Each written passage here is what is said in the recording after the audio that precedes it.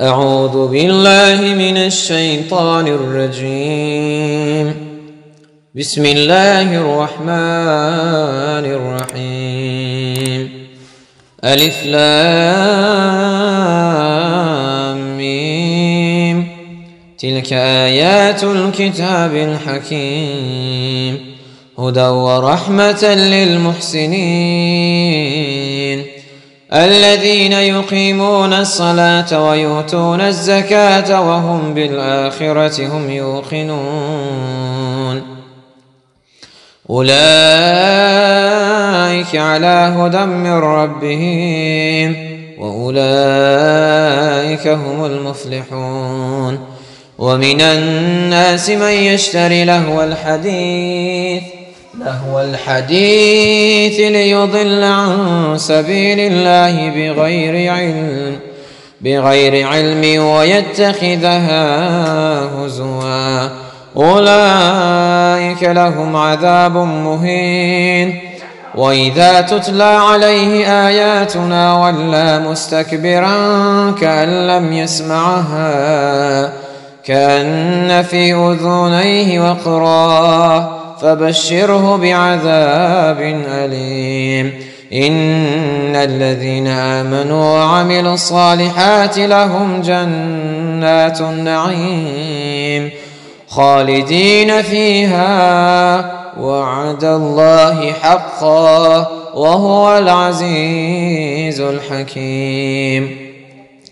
خلق السماوات بغير عمد ترونها وألقى في الأرض رواسي أن تمد بكم وبث فيها من كل دابة وأنزلنا من السماء ماء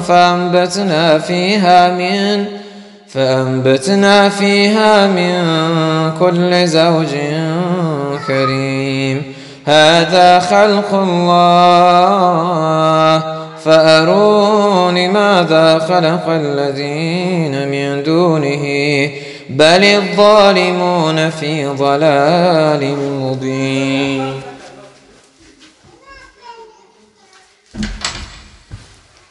ولقد آتينا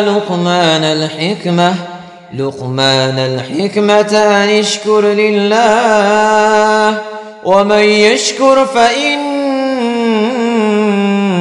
يشكر لنفسه ومن كفر فإن الله غني حميد. وإذ قال لقمان لابنه وهو يعظه يا بني لا تشرك بالله إن الشرك لظلم عظيم. ووصينا الإنسان بوالديه حملته أمه وهنا على وهن وفصاله في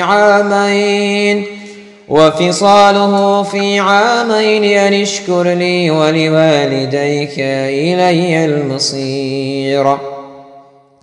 وإن جاهداك على أن تشرك بي ما ليس لك به علم فلا تطعهما وصاحبهما في الدنيا معروفا واتبع سبيل من أناب إلي ثم إلي مرجعكم فأنبئكم بما كنتم تعملون. يا بني إنها إن تك مثقال حبة من خردل فتكون في صخرة أو في السماوات أو في الأرض يأتي بها الله إن الله لطيف خبير. يا بني أقيم الصلاة وأمر بالمعروف وانه عن المنكر واصبر على ما أصابك إن ذلك من عزم الأمور.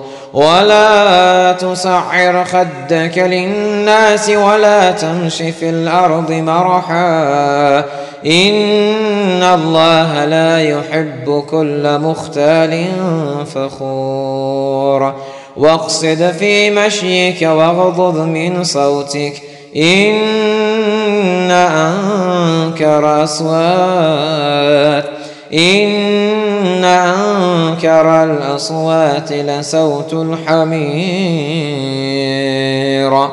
صدق الله العظيم.